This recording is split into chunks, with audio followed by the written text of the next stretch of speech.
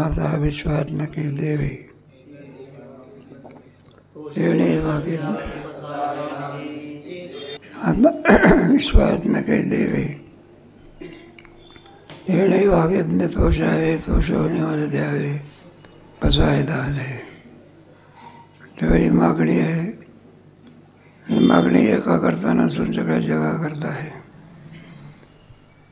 तेव्हा मागणीसारखं काहीतरी करावं लागत असे. उगीच जाऊन एखाद्याला म्हटलं मला 50 रुपये द्या, देण्याच्या ऐवजी थोप काढत द्या. आणि एखादा कामगार मनुष्य असतो, तर महिनाभर काम करतो, मग त्याला नाही का 10-5 हजार काय करावं लागतात. त्याचा हक्क झाला, काय झाला.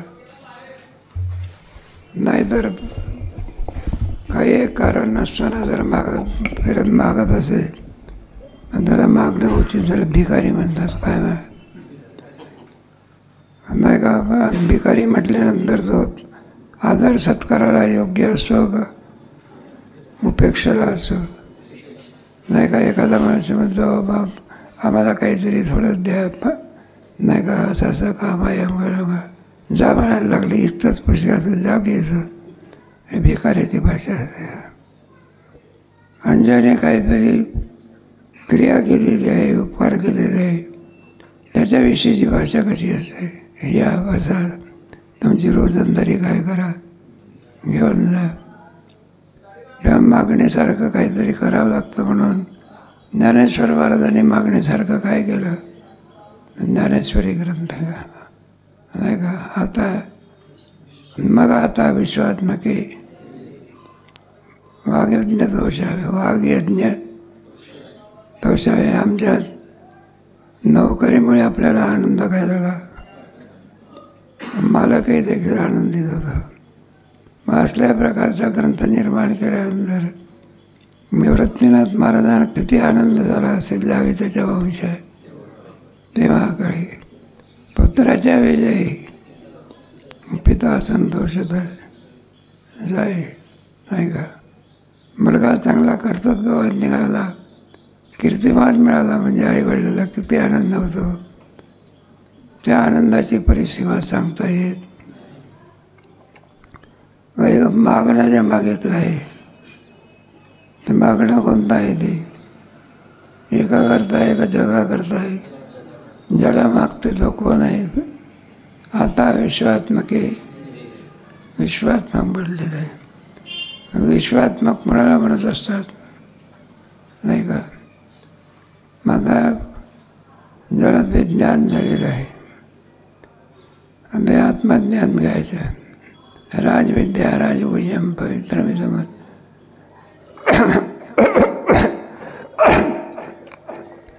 प्रत्यक्षावगमम धर्म्यम सुखम कर्तव्यमयम. या 3 देहाच्या पलीकडे स्थूल सूक्ष्म आणि या देहाच्या पलीकडे असलेला आत्मा, त्या आत्म्याचं ब्रह्मरूप आणि ज्ञान आहे. कोणत्या रूपाने. ब्रह्म हे परिच्छिन्न आहे का व्यापक आहे. माझा तो परिच्छिन्न राहिला का व्यापक झाला. ऐक, माझा तो किती व्यापक झाला सांगतोय. एक असा व्यापक झाल्यानंतर विद्याविनय संपन्ने ब्रह्मणे शुनेच्या स्वभागाच्या समेत आत्मा एकाच देहात आहे का सगळ्या ब्रह्मांडाला व्यापून उरलेला आहे. मग असं ब्रह्मांड चांगले महाराज त्यांना आत्मज्ञान आहे. काय समाधी लागतं ना त्यांना. आत्मज्ञान आहे त्यांना. पण आत्मा ब्रह्मरूप आहे, तो कुठं ज्ञान आहे. ही उणीव आहे नाही. मग ही उणीव भरून काढली. आता तो योगी असल्यामुळे सगळ्या रिद्धी सिद्धी अमकं तमकं काय होतं. सगळे संतांचं काय असते. सिद्धीला विपिसेन कोण तो या निलय राजहंसे. तर रिद्धी सिद्धी याला काही विचारत नसतो संत. पण पुण्यावर आलेली होती. आणि त्या उणीवेकरता ती उणीव ज्ञानेश्वर महाराजांनी त्याला म्हणतात चांगदेव 65. गोड ग्रंथ आहे. 65 वगैरे काय. त्याच्यामुळे नाव त्याला 65 म्हणून दिलं. तेव्हा जेवढं काही तत्त्वज्ञान आहे ते सर्व तत्त्वज्ञान वेदामध्ये आहे. वेद म्हटल्यानंतर सगळं ज्ञान आहे. आणि ते वेदातलं ज्ञान तुम्हाला मला कळते का? म्हणून ते महाभारतामध्ये आणलं आहे. म्हणून महाभारती जे नाही ते बोलेच नव्हे काय. आणि ते महाभारतातलं तत्त्वज्ञान सगळं भगवद्गीतेत आणलं आहे. अर्जुनाचं काय केलं? निमित्त करून भगवद्गीतेमध्ये आहे. आणि ते भगवद्गीता सुद्धा 9000 आहे. 90 आहे ना. त्याच्यावरचं ज्ञानेश्वरी दिली ना. भगवद्गीतेतलं ज्ञान कुठे आणलं? हे मराठीचे बरं त्याचं हे गिऱ्हाईक आहे का? 9000 आहे ना. शक्य आहे का? म्हणून मग वेद सगळं तत्त्वज्ञान ज्ञानेश्वर महाराजांनी अमृतानुभवात आणलं. अमृतानुभवातलं तत्त्वज्ञान 65 वयात चांगदेवाचं निमित्त करून किती वयात आणलं? त्याचं नाव काय आहे? आणि ते 65 वयामध्ये असलेलं तत्त्वज्ञान 25 अभंगामध्ये आणलं तर हरिपाठ. इतकं हरिपाठाला काय खूप लेखन लिहिलं आहे बरं का. हरिपाठावर ते चांगलं आहे. मोठं मोठं जाऊ दे. आपलं कशा करता सगळं चांगलं. पण हे सगळं वैभव ज्ञानेश्वर महाराज म्हणतात आमचं नसून कोणाचं आहे? आमच्या गुरुचं आहे. नाही का? एखादा विद्यार्थी असतो पण तो उपकार करा विसरून जात असतो. नाही का? म्हणलं मी त्याला काय दिली? मग भाकरी दिली. आपण तो भाकरी कुठून आणली? म्हणलं मधुकरी आणली. की काय आणली? आणली कोणा? मधुकरी. कोणापासून? बाईने वाढली. त्या बाईला विसरून जातो मीच भाकरी दिली. असं थोडं म्हणतोच काय. बाईचे उपकार आहे. मी फक्त निमित्त कारण आहे. काय नाही का? आपण फळं देवाला वाहत असतो. आपल्याला अभिमान असतो. म्हणला मी उत्तम फळं काय केली देवाला. आता तू उत्तम फळं दिली का झाडाने दिली? पण झाडाला काय झालं? मीच दिली म्हणून तू निर्माण केली का? जाऊ दे. आपल्याला आपला काही उपकार मानावे लागतात. काय करावं काय. मग तसे उपकार मानकी ज्ञानेश्वर महाराज आपले मानतात. म्हणून याच्याकरता जे उपकाराचे विषय आहे जगविषय आहे. आता विश्वात्मकी सामर्थ्य आहे त्यांच्यामध्ये. येणे वाग्यज्ञ. आम्ही जो काही ग्रंथ लिहिला वाग्यज्ञ असं म्हणा. वाणी मनुष्य देहामध्ये देवाने आपल्याला दिलेला मोठा अवयव जर कोणता असेल तर वाणी आहे. हे वाणीच्याच द्वारा पुण्य होत असे. हरिमुखे म्हणा हरिमुखे नाही का. पशुपक्षाला काही नाही. म्हणून त्यांना देवाचा जप करता येतो का? शक्य आहे का तुला? जरा वाणी आपल्याला वाणीचा उपयोग करून घेता आला पाहिजे. आता वाणीचा उपयोग संत करून घेत असतात. घे घे माझे वाचे. असा इंद्रियाचा उपयोग करून घेतात. वाणीलाच मनुष्य जगाचा मित्र होतो. एकाचा नाही कोणाचा. आणि उलट विचार केला तर शत्रुयोग असतो. दोन्ही काम काय काय. एखादा आंधळा मनुष्य असला आणि तो जर रस्त्याने चालला असला. हे आंधळ्या अरे दिसतं की नाही दिसे.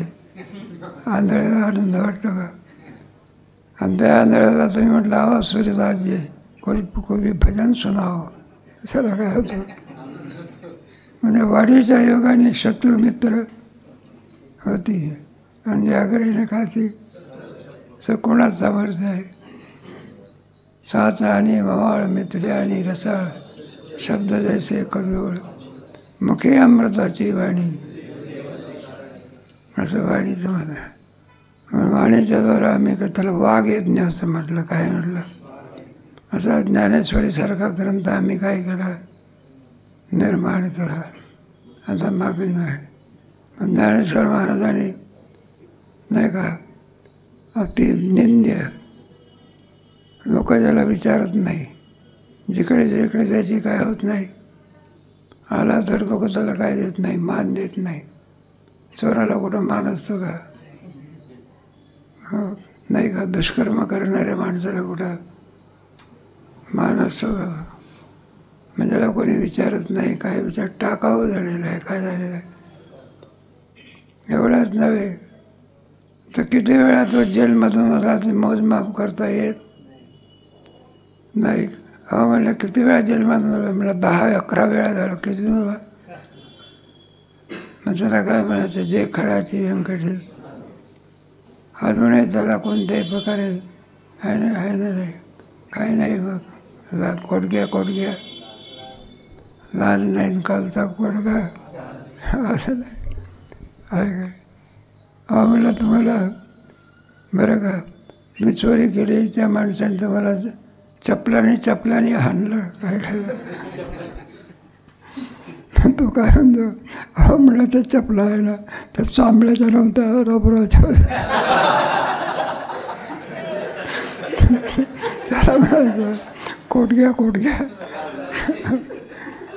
किती वेळा जेलमध्ये जातो, पुन्हा येतो, पुन्हा जातो. दुष्कर्म सोडत नाही, काय करीत नाही. लाख जरी सांगितलं तरी, मरायला लागला तरी, आणि पाजा मला पाणी नका पाजू, दारू पाजा.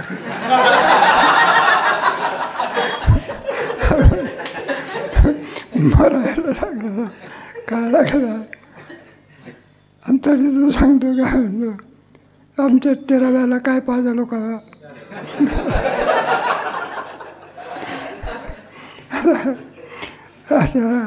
आणि दारू पिणे सामान्य पाप आहे का महापाप आहे? जाऊ द्या.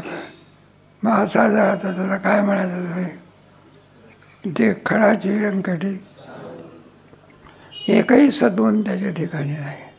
सगळे कोणते दुर्गुण आहे? असं आसुरी संपत्ती सगळी कोणती असं आहे. म्हणजे क्रिया करेल तिच्यापासून काय उत्पन्न होते? पापच. चुकून सुद्धा पुण्य उत्पन्न होत नाही. मग अशा माणसाचा काय झाला पाहिजे? उद्धार झाला. म्हणून ज्ञानेश्वर महाराजांनी अलग अलग आपल्या आणखी पसायदानामध्ये उद्धाराकरता कोण निवडला? जे खडाची व्यंकटी. सज्जन काय करतील? तर म्हणला सज्जन आहे जे त्यांचा उद्धार होईल. दुर्जनाचा उद्धार करील कोण? मग त्याच्याकरता आहे बा. म्हणून असं आहे ना, दुष्टाचाही उद्धार करण्याकरता संतांचा काय आहे? अवतार आहे.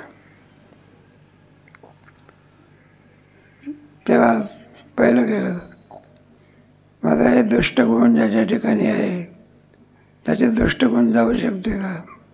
म्हटलं जाऊ शकते. ते दुर्जनाचा काय होऊ शकतो? तो सज्जन होऊ शकतो. मग त्याला सत्संगती काय मला सांगे, सत्संगतीच्या द्वारा दुष्टसुद्धा काय होतं. आणि आपण उदाहरण सांगतो माझ्या कोळ्याचं, त्याच्यासारखा पापी आणखी मागे झाला नाही, नाताही नाही, पुढे तुम्हाला वाला कोळ्याचं चरित्र काय नाही. पण नारदाची काय घडली आणि त्याच्या बोलण्याचा केवढा परिणाम आहे. खरं म्हटलं तू आणखी आम्हाला सांग मारतो.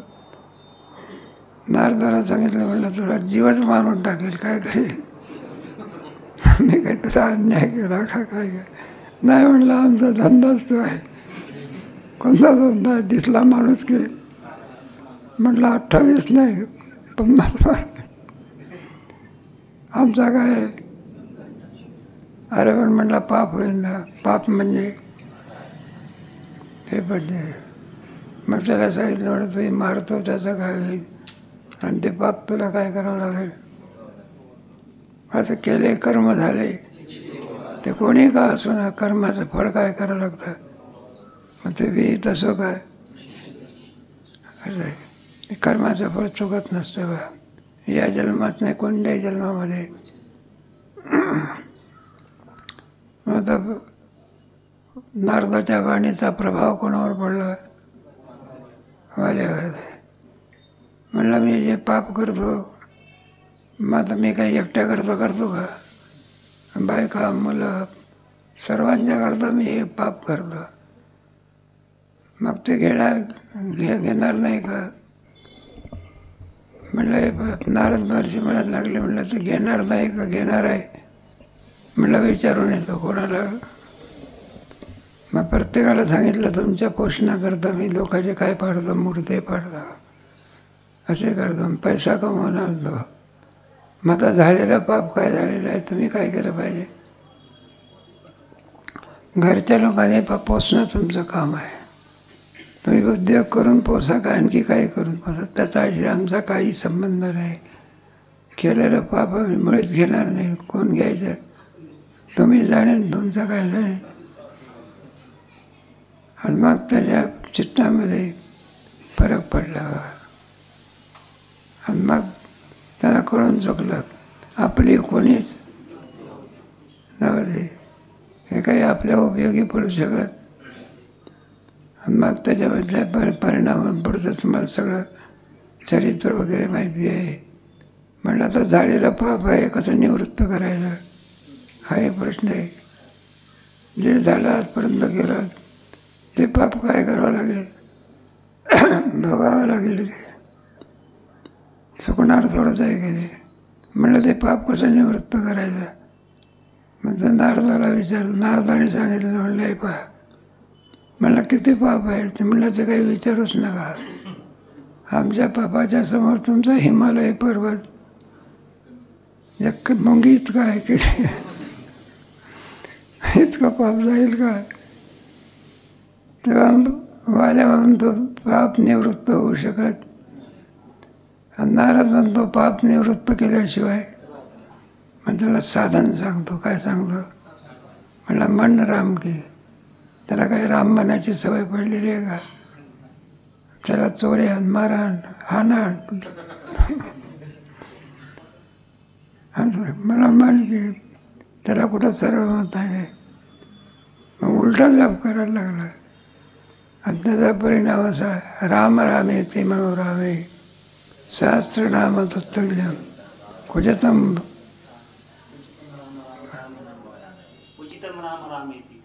मधुरम मधुराक्षरम आरोह्य कवताम शाखाम वंदे वंदनीय झाला. काय झाला?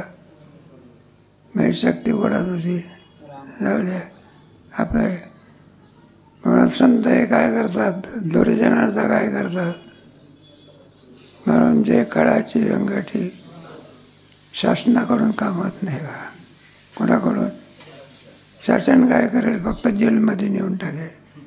जेलमध्ये टाकल्यानं कुठं काय त्याचा दुष्टवृत्ती जाते का? नाही का? काही काही माणसाचं 10 वेळा 11 वेळा जेलमध्ये गेले तरी वासना जशीच आहे. दारू पिणाऱ्याला किती सांगा तुम्ही. बरं काय? एक ते स्वामी महाराज होते का, ते आनंद आश्रम स्वामी. त्याच्याकडे एक मेजर मनुष्य आला इकडे आर्मीमधला, दिघीच्या भागात राहिला. नमस्कार वगैरे केला. थोडं सांगायला लागलं. म्हणलं मला सिगारेट पिण्याचं काय व्यसन आहे, त्याच्याशिवाय काय होत नाही. बरं ते सिगारेट म्हणजे सामान्य नव्हती. त्या लोकांची सिगारेट म्हणजे 25 रुपयाची एक. आणि ती नशा आणते. काय आणते? म्हणलं मग स्वामी महाराजांनी बराच उपदेश केला. अमका तमका सोडून द्या, असं करा तसं करा. बराही म्हणायला लागले. 3-3दा म्हणायचं. म्हणलं मी आता आजपासून सिगारेट पिणं काय केलं, शपथ घेतो. म्हणलं मी काय करणार नाही. मग तो काय करायचा, थोड्या वेळा करता उठून बाहेर जायचा. बा कुठं जायचा? आणि बाहेर गेला की पुन्हा सिगारेट पिऊन यायचा. एकीकडे सांगतो शपथ घेतलेली आहे सिगारेट काय करणार नाही, आणि बाहेर गेल्यानंतर पुन्हा फुंकून काय करायचं, केलेलं वचन सुटू शकत. त्याला एकच उपाय लागून आलेला, काय करायचं, हे कोणाला वाईट वाटेल न सांगणं बरं. हे गुटखा खाणारे लोक असतात, कोणतं गुटखा लॉक सांगायला ना, ती सीताराम भावना माहिती आहे बा. ती एक बाई, असा आमचा परिचय, आणि तिची सेवा करणारी बाई होती. ती म्हणायला लागली, महाराज बाईला सांगा गुटखा खाऊ नका म्हणा. म्हटलं बा काही हरकत नाही, सांगतो म्हटलं. सारखे म्हणायचं तोंड भरून जातं आमकं, त्याला सांगा गुटखा खाऊ. तिनं ऐकलं बघा. हे गुटखा खाणाऱ्या बाईने काय केलं, आणि मला सांगितलं तिला, मी जाताबरोबर गेल्याबरोबर खाणार खाणार खाणार.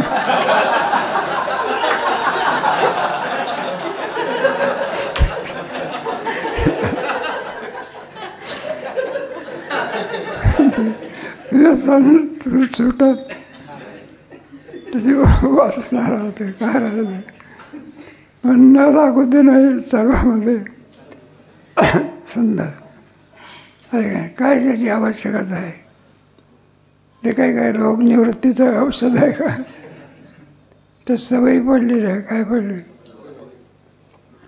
भाषाला सुद्धा सुसंस्कृत करणं एवढ्या करताच आणि मागणी आहे. जे कळाची व्यंकटी सांडव. मग आता हे दुष्कर्मातून तो काय व्हावा, मुक्त व्हावा. मग कोणचं कर्म त्याच्या हातून घडावं, सत्कर. तया सत्कर्मी आहे का नाही. आपण ज्ञानेश्वर महाराजांच्या पालखीसोबत जातो, सोहळ्यात जातो.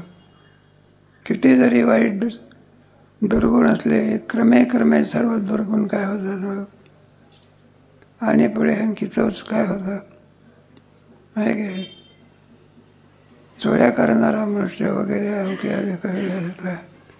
तो इतका आणखी चांगल्या भाषणीला तयार होतो. आज चोऱ्या करणारा मनुष्य तो आणखी इतरांना उपदेश करतो, चोरी करणं हे काय. आणि अगोदर अट्टल चोर होता, साधा चोर, आणि तो इतका सुसंस्कृत होतो. लोकांना सांगतो चोऱ्या करणं काय आहे, पाप आहे. या वृत्तीवर याला काय म्हणतात, सत्कर्म. तया सत्कर्मी रती. मग सत्कर्म करणे, सद्विषयक म्हणजे भगवद्विषयक केलेलं कर्म, लोकांच्या हिताकरता स्वच्या हिताकरता केलेलं जे कर्म असते त्याला काय म्हणायचं, सत्कर्म. ज्याच्यात आपलं हित आहे आणि दुसऱ्याचं काय आहे, इथंही पारलौकिक ऐक आणि चांगल्या ह्याच्यामुळे इथेही आणखी आनंद भोगायला मिळतो, फरक. आणि देव पडल्यानंतर पारलौकातही काय होतो, आनंद होतो. म्हणजे दोन्ही तऱ्हेला काय आपण इथे पाप केलं, इथे तरी भोगण्याचं ते काय करावं लागतं, ते भोगावं लागतं. पाप केलेलं पाप काय होत नाही, तर पापातून काय होतं, आणि त्याच्याकडून ज्या क्रिया होईल त्या सत्कर्म होतात. तया सत्कर्मी रती दोधा परस्परे पडू. अशा रीतीने तो एकाचीच माहिती करतो की सर्वांची करतो, आणि त्याचा परिच्छिन्न भाव असतो का व्यापक असतो. आता हे आपल्या संस्थेमध्ये शिकण्याकरता 4 पोरं येतात. एखाद्या बाईला 4 मुलं असली तर त्यांना का म्हणलं तर मला बंधू किती आहे, तर म्हणलं 4 आहे का. म्हणजे एका आईच्या पोटी जन्माला आल्यानंतर भावामध्ये कोणता भाव निर्माण होतो, बंधुभाव. हे परिच्छिन्नता झाली, काय झाली. आणि तेच आणखी एखाद्या शाळेमध्ये म्हणा किंवा आश्रमामध्ये शिकण्याकरता केला, मग गुरुजीचे आणखी जेवढे विद्यार्थी असतील त्याच्याशी कोणता भाव निर्माण, गुरुबंध. म्हणून या बंधुभावापेक्षाही मोठा भाव कोणता आहे, गुरुबंधूचा हा भाव असतो. हा म्हणला यायचं काय तुम्ही आणखी त्याला मदत करता, आता म्हटलं आमचा गुरुबंधू आहे. काय हे तुम्ही शास्त्र वाचा की त्याच्यामध्ये तुम्हाला बऱ्याचशा गोष्टी काय होते पाहायला मिळत असतात. याहीपेक्षा नातं गुरुबंधूचं कसं आहे, म्हणून आपण दुष्ट भाव जावा, शत्रुत्व भाव जावा, भूता परस्परे पडो, प्रेमभाव काय व्हावा. आहे का नाही? इतकं का म्हणलं या राष्ट्राला तुम्ही मदत करता, या राष्ट्राला. म्हणले हो, ते राष्ट्र आम्हाला बंधुभावासारखं आहे. आमच्या अडचणीला हे राष्ट्र काय येतं धावून येतात. आणि तो शत्रुत्व भाव असेल तर मग शत्रुत्व भाव काय व्हावा. भूता परस्परे पडो, प्रेमभाव काय व्हावा. चित्तशुद्ध तरी शत्रुमित्र होती, व्याघ्रहीन खाती सर्वदया. किंबहुना एकमेकाला काय करतात, मदत करतात. कोणत्या भावामध्ये? मित्रभावामध्ये. शत्रुत्व भावात असेल तर होतं का काही? जाऊ द्या, पुढची मागणी आहे. भक्ता परस्परे पडो, दुरिताचे तिमिर विश्वस्वधर्म. दुरित म्हणजे पाप, आणि पाप हे सर्व आणखी अनर्थाला कारणीभूत आहे, नाही का? त्याच्यात 2 धर्म घेतलेले आहे. कोणतीही चांगली क्रिया होण्याकरता शरीराकडून होणाऱ्या कीर्त प्रकाशाची काय असते आवश्यकता असते. प्रकाशामध्ये क्रिया होतात. तोच दृष्टांत घेऊन म्हणला, निष्पाप मनुष्य ज्याचं चित्त शुद्ध आहे त्याच्याकडून चांगल्या क्रिया होतात, नाही का? म्हणून अंधारामध्ये कोणत्याही क्रिया चांगल्या होत असतात का? मग चांगल्या होण्याकरता काय पाहिजे असते? एक प्रकार लोकचेष्टा समजता निमित्त मात्र का सविता. सूर्योदय झाला म्हणजे चांगल्या क्रिया आपल्या आल्या. म्हणून या चांगल्या क्रिया होण्याकरता दुरिताचे तिमिर, पाप त्याचं काय व्हावं. तिमिर म्हणजे अंधकार. पापरूपी अंधकार नष्ट झाल्याशिवाय चांगल्या क्रिया होऊ शकत. दुरिताचे तिमिर मग सगळे पाप त्याचं नष्ट व्हावं. आणि विश्वस्वधर्म सूर्य व्हावा. मग धर्म काल आपल्याला केलं की धर्म कशाला म्हणा. शोधना लक्षणार्थो धर्म, धारणा धर्मविद्या धर्मेण विद्वतात प्रजा, असं वर्णन केलं आहे. धर्म जर नसेल, स्वैराचार म्हणतात. काय म्हणतात त्याला? आणि स्वैराचारामुळे पाप होत असतं. म्हणजे सगळ्या ह्याच्यामध्ये पाप नांदेल काय सांगेल. मग घेऊ नाही का? मनुष्य देहातली क्रिया कशाला अनुसरून धर्माचार व्हावा. या सगळ्या जगातातल्या लोकांनी आपापला धर्म काय करायचा. आणि स्वैर वागलं तर काहीतरी त्याला बंधनं पाहिजे ना. आपल्याला संस्था चालवायची. मग स्वैराचार्याने चालतं का? मग संहिता आहे. वेळेवर ते पाठाला काय झालं पाहिजे, कसं यायला पाहिजे, काय यायला पाहिजे. संहिता आहे ना. गंध काय केलं पाहिजे, लावलाच पाहिजे. वारकरी आहे, गोपीचंदन, तुळशी माळ आणि हृदय कळवळा. मग त्याने गळ्यात काय केली पाहिजे, हे संहिता आहे का? वाईट वाटेल तुम्हाला, डोक्यावरचे केस काय केलं पाहिजे.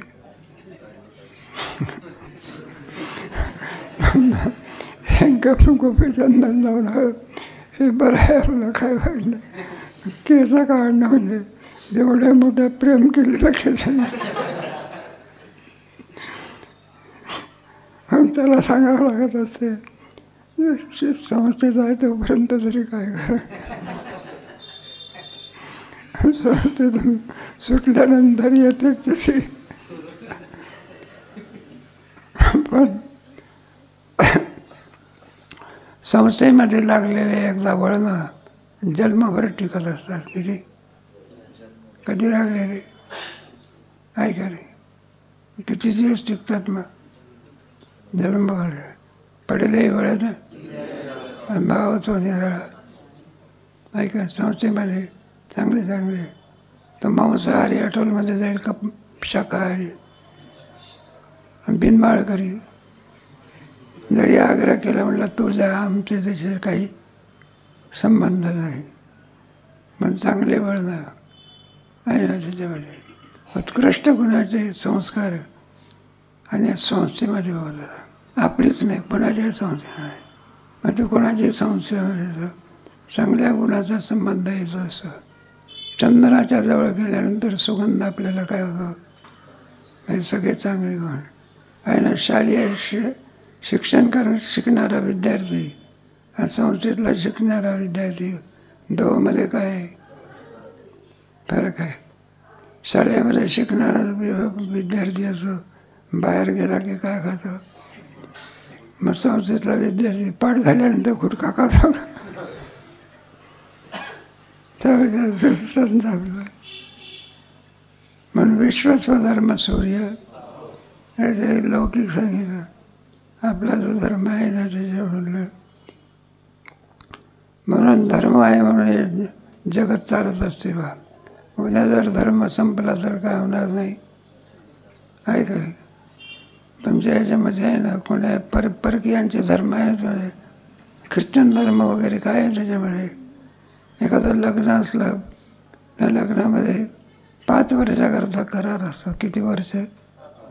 5 वर्षाकरता तुमचं आमचं नातं, पती पत्नीचं नातं कुठेपर्यंत? 5 वर्ष संपले की तू माझा पती नाही, मी तुझी रानटी संस्कृती. कोणती संस्कृती?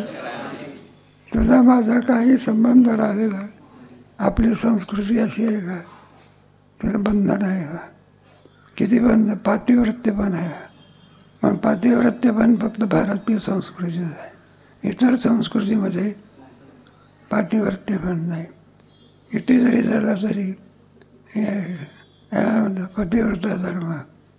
किती पण तेवढं आपलं एकाचं काही लोकांचं चुकतं बघा. ते तुकोबरायचं वर्णन करायला लागले म्हणजे बरेच जाणे देवा बाईला. आता तुकोबराने एखाद्या वेळा म्हटलं असेल त्यांचा घरगुती संबंध आहे कोणाचा, आणि जो लावतात बघा ती अशी होती ती तशी होती. तिच्या ठिकाणचे गुण विसरून जातात. नाव गुणच काय करतात. गुण म्हणजे तिच्यासारखी पतिव्रता नव्हती, आहे का नाही. वेळात तुकोबराचं जेवण झाल्याशिवाय काय होत नसे, जेवण नाही. आणि तुकोबरा एकदा भजनाला गेलं की 2-2 दिवस काय होत नसे. मग बाई जेवण करीत असे, आहे का नाही. तुकोबरा भंडाऱ्या डोंगरावर आहे आणि भाकरी कुठं घेऊन जाते काय? तर अगोदर जेवण करते आणि पुढे मग भाकरी घेऊन जाते सगळे. नाही म्हटलं जिजाबाईनं अगोदर जेवण केलं मग मागवून काय नाही. हां जसं की आहे का नाही. म्हणून तर परमात्मा काय काढतो, उगीचाच काटा काढतो का? कोण्याही बाईचा काटा काढतो का?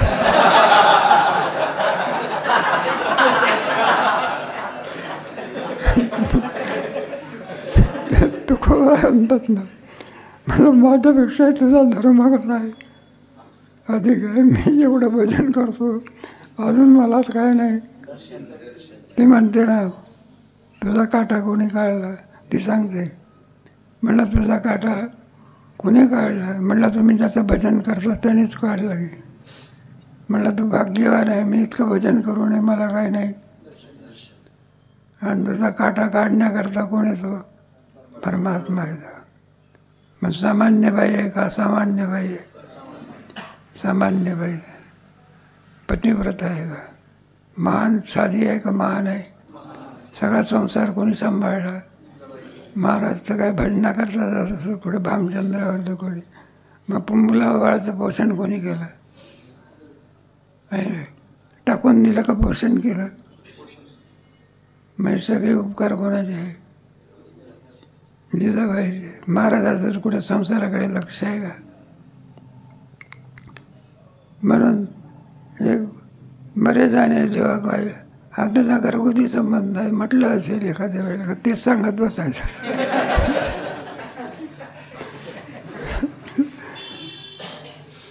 जाऊ दे आपला संबंध. मग लग्नाचा एक विधी असतो. त्या लग्नाच्या विधीमध्ये असं किती जरी संकट आले तरी मी तुला सोडणार नाही, आणि किती जरी संकट आले मी त्याला सोडणार नाही. याला लग्न म्हणतात. ही भारतीय संस्कृती आहे. कोणची? असं आहे. ऐकायचं त्याच्यामध्ये एकाशीच तन्मय असणं, कोणाची असणं. पतीवर आलेलं संकट आहे ते आपलंच आहे, ही भावना. किंवा मंडळीवर आलेलं संकट आहे ते कोणाचं आहे. नाहीतर मग आपल्या पतीवर संकट आलं, नगरपालिका कर दिला नाही म्हणून कुलूप लावते, आणि बाई आपले दागिन्याचा डबा घेऊन दुसऱ्या घरी लपवते.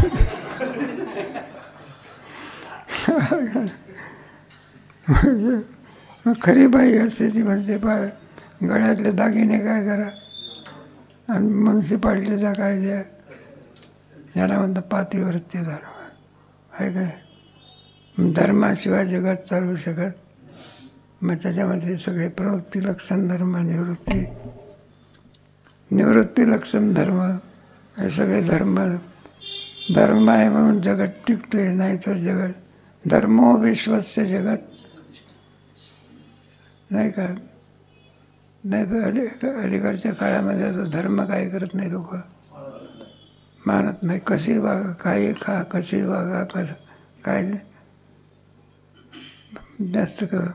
हे चारवाकी तत्त्वज्ञान आहे. कोणतं चारवाक म्हणाल तर चोरी केली तरी पाप होत नाही, काय होत नाही. आपण शासन करतो म्हणजे पैसा मिळाला याची वाट काय आहे. त्याच्यामध्ये मानतही नाही, पापही मानत नाही, काय मानत नाही. असं तत्त्वज्ञान आहे. चारवाकी तत्त्वज्ञान म्हणतात त्याला. आणि त्याचाच अलीकडे काय व्हायला लागलेलं आहे, प्रसार व्हायला आहे. हिंदू धर्म लोपत चालला, काय झालं. आणि कोणता धर्म वाढत चालला. पेरलं ते उगवत नाही, नाही पेरलं ते वाढल्याशिवाय सांगा.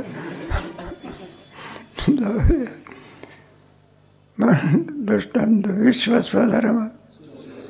धर्म आहे म्हणून प्रजा चांगल्या रीतीने वागते. धर्म नसेल तर मी उदाहरण सांगितलं होतं की एका चोराला न्यायाधीशाने काय दिली, शिक्षा दिली. त्याने चोरी केली. मग चोर म्हणायला लागला, म्हणलं न्यायाधीश साहेब मला कशाकरता शिक्षा केली. म्हणलं काय बरं. म्हणलं तुम्ही आम्ही सारखेच आहो की. तुम्ही जो या ठिकाणी आणखी काम करता, न धंदा करता, न्याय देता, कशा करता, पैसा मिळते. म्हणलं आम्ही चोरी केली, कशा करता. अरे दोघांचा धंदा कोणता आहे. मग मला जेलमध्ये जाण्याचं कारण. मग काय सांगितलं, तुझा धंदा असला पण तो मार्ग आहे. कोणता मार्ग आहे. चोरी करणे दुष्कर्म आहे. आणि न्यायाधीशाचं कोणतं कर्म आहे, सत्कर्म आहे. म्हणून दुष्कर्म जाओ आणि तया सत्कर्मी रती. सुंदर मागणी आहे. पुढे कोण झाला, विश्वस्वधर्म. धर्मो रक्षती रक्षिता. धर्म जो धर्माचं पालन करेल तर धर्म त्याचं काय करेल, रक्षण करेल. धर्मो रक्षती रक्षिता. जय काळाची व्यंकटी सांडो. मग भक्ता परस्परे पळो माझं दुरिताचे तिमिर जाओ. नाही का, दुरिताचे तिमिर जाओ विश्वस्वधर्म. आणि जो जे वांछिल तो. आपण जर आणखी भेदाच्या मताप्रमाणे जावं, तुम्हा वर्ण विशेष वसेना विश्वधर्म भेद याते उपासा मग पैसे. म्हणजे आपापल्या धर्माप्रमाणे एखाद्या शेतकऱ्याने बरोबर व्यवस्थित शेती केली, शेती त्याला काय देते, फल देते. एखाद्या कामगार माणसाने आणखी विश्वासाने काम केलं तर मालक काय देत असतो. त्याप्रमाणे आपण धर्माप्रमाणे वागलो, ईश्वर काय देतो. जो जे वांछिल तो ते लावो. वर्ष ते सकळ ईश्वरनिष्ठांची नानवर्त हो मंडळी म्हण.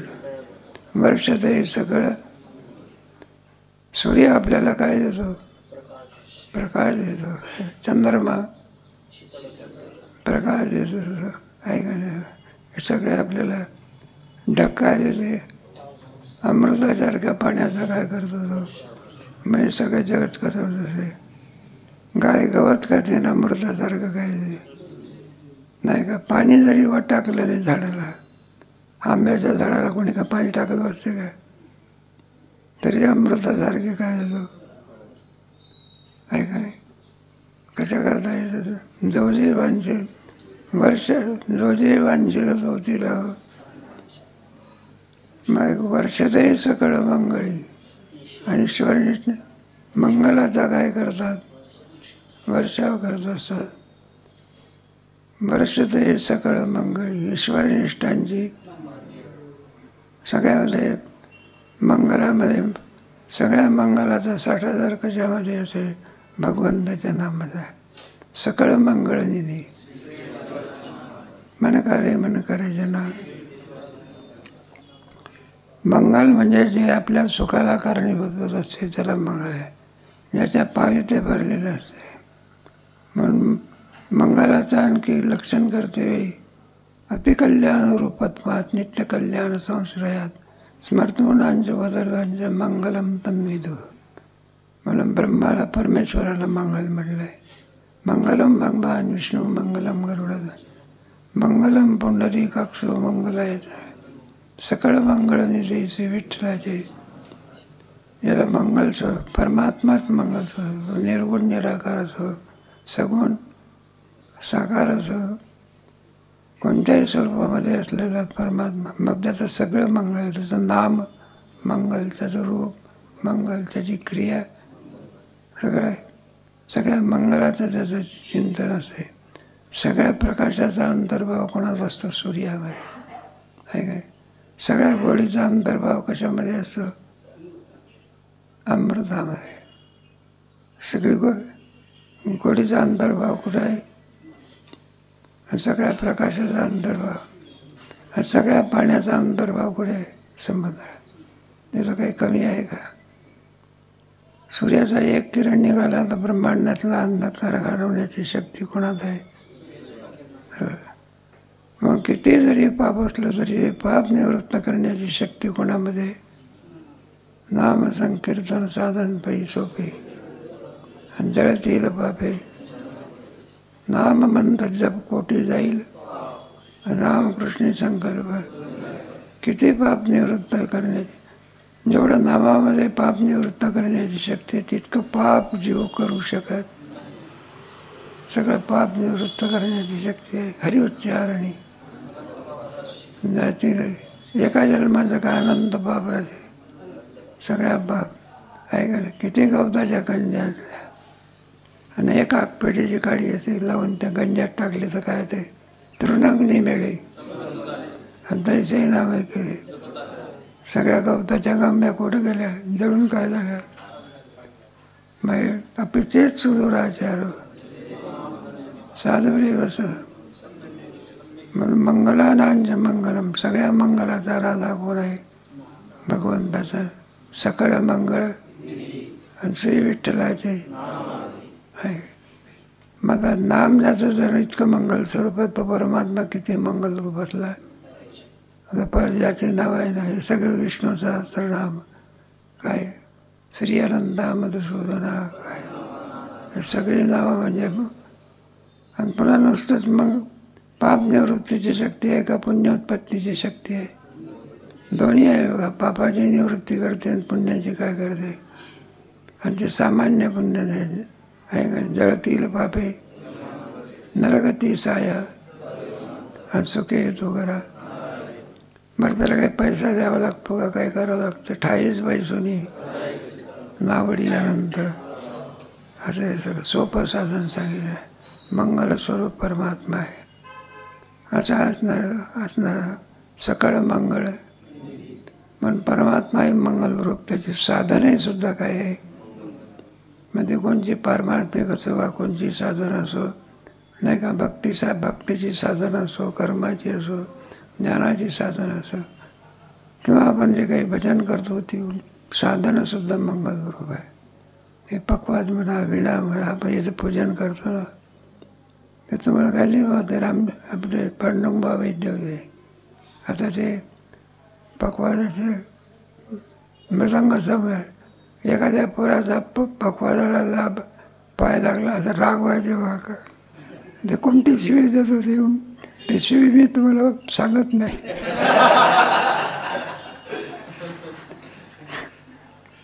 हे वारकरी लोक टाळसुद्धा खाली ठेवत नाही. कसा ठेवतात असं सगळं मंगलरूप काय ते विठ्ठल टाळ आणि विठ्ठल तोंडी.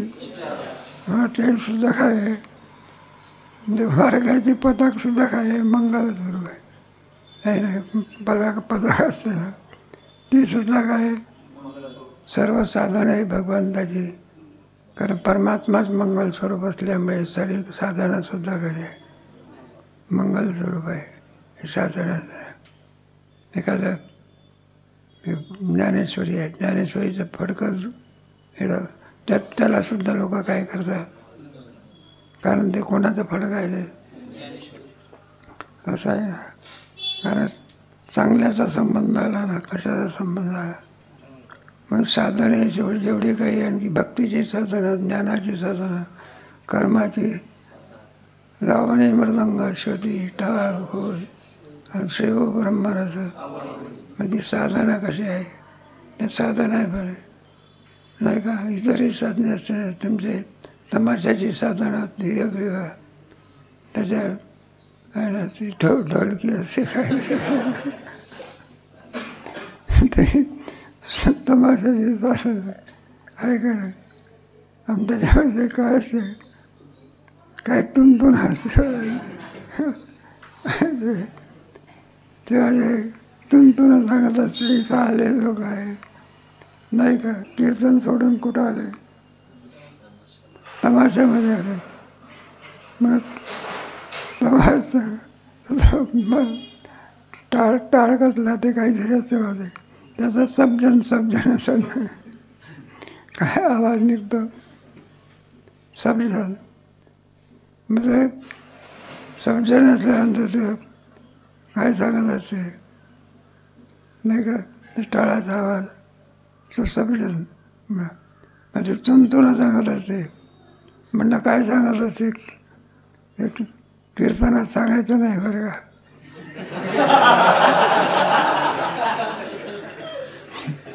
म्हणलं नरकाला यायचे कोण कोण, तुंतून म्हणते कोण कोण, तो टाळून तो सबजन.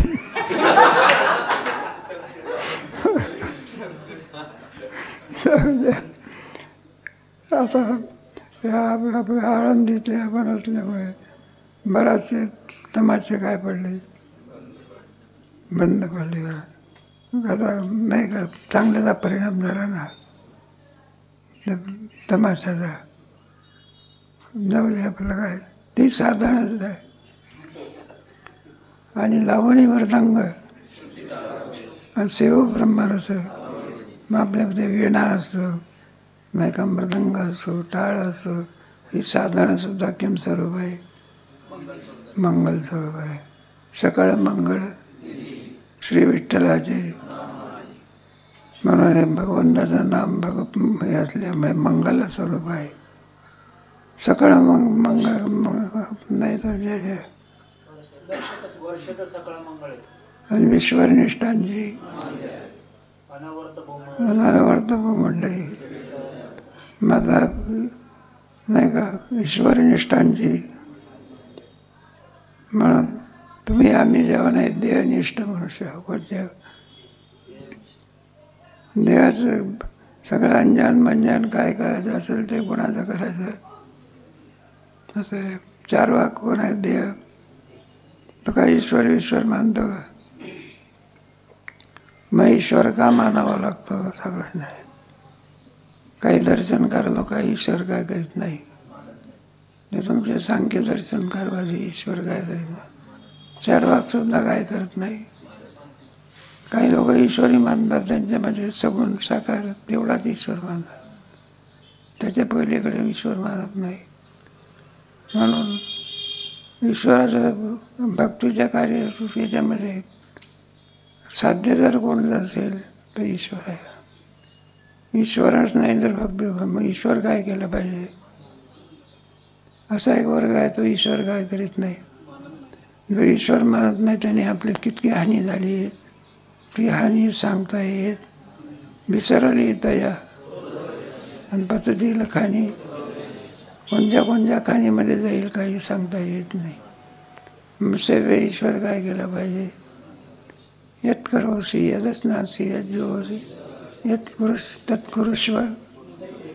ईश्वर सर्वभूतानां ब्राह्मण सर्वभूतानि यंत्र तमेव शरणं गच्छ तत्प्रसादात पराम शांती स्थानं प्राप्स्ये. मसा एक ईश्वर काय केलं पाहिजे? तया माझ्या चित्तांगा देवाने शरण दी. या जगताचा करता एक ईश्वर काय केला पाहिजे? मानलाच पाहिजे. जो ईश्वर मानत नाही त्याने आपलं किती नुकसान केलं हे सांगता येत नाही. पचतील खाणी, आणि कोणत्या कोणत्या खाणीमध्ये जाईल काही? अंडज जारज स्वेदज उद्वीज. ईश्वर काय केलं पाहिजे? मानलं तमेव शरणं गच्छ सर्व भावे. मग ईश्वर आहे कशावरून? ज्यार्थी जगत दिसते त्यार्थी ईश्वर काय? वेदांत शास्त्रामध्ये भक्तिशाही ईश्वर हा परोक्ष म्हणतात. त्याला काय म्हणायचं? पाप आणि पुण्य दिसत असतं का? पण ते काय करावं लागतं? कशावरून म्हणायचं? त्याची फळं भोगावी लागतात.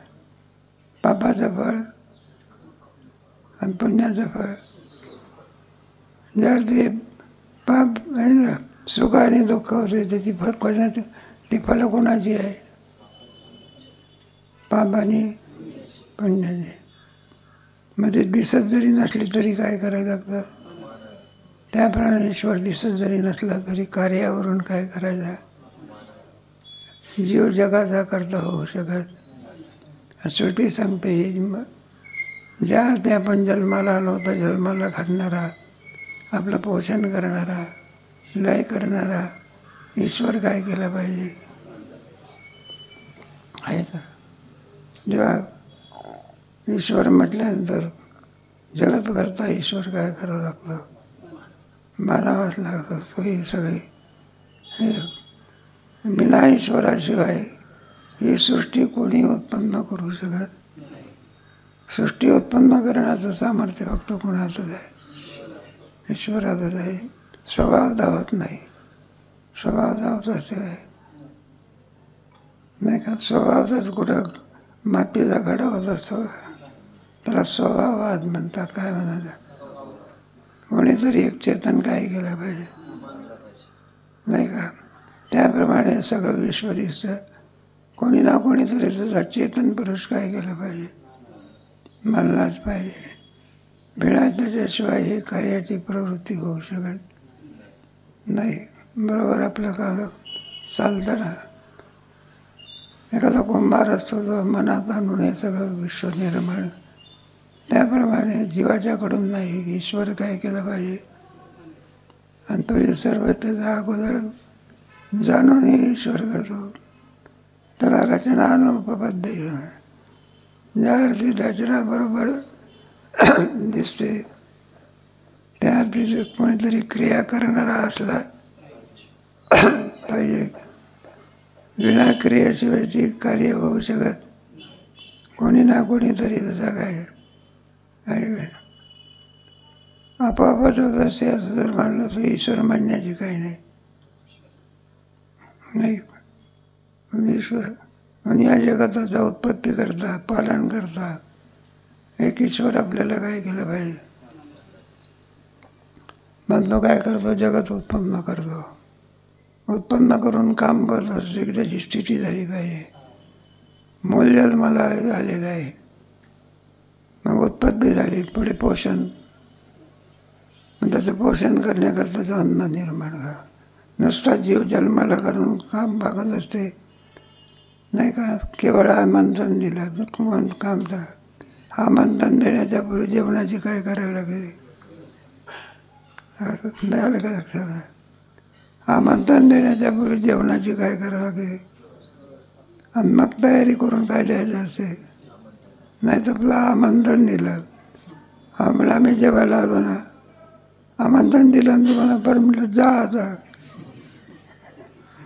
जमेल का ते. मग अगोदर काय करावं लागते आणि मग मागवणं. तसं अगोदर जन्माला घालण्याच्या अगोदर त्याचं पोषण निर्माण करावं आणि नंतर जीव काय करायचा. अगोदर पाणी निर्माण करायचं की मासा निर्माण करायचा. नाही तर मासा निर्माण कर जगेल का तो.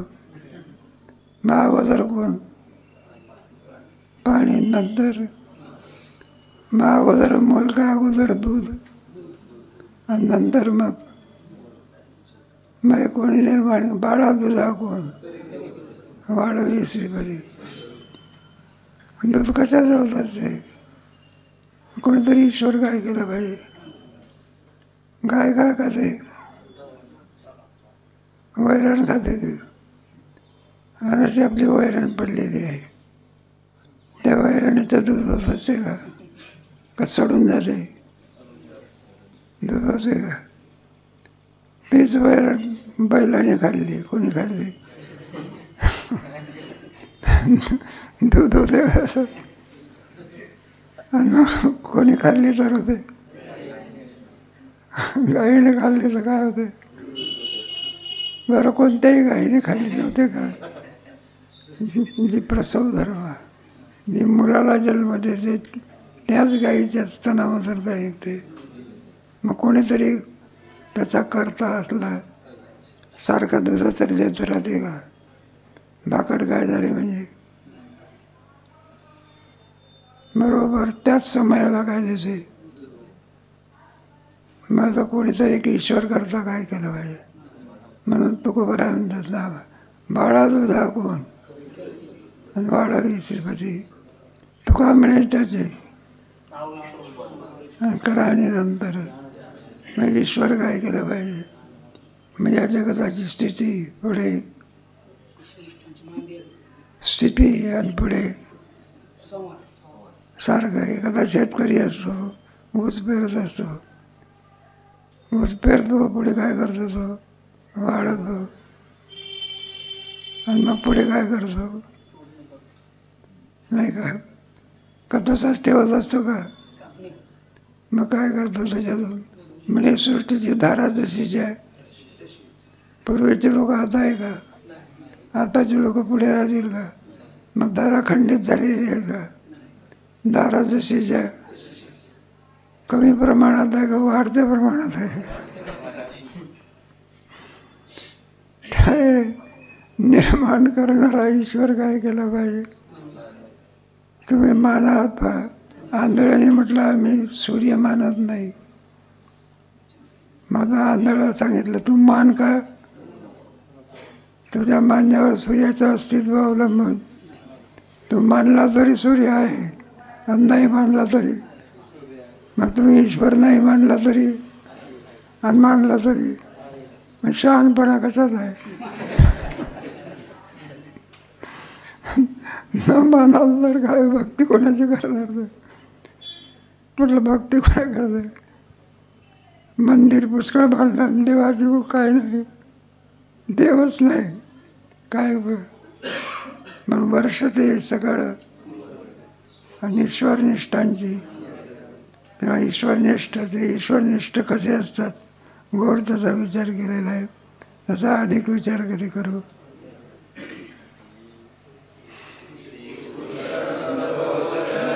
नाही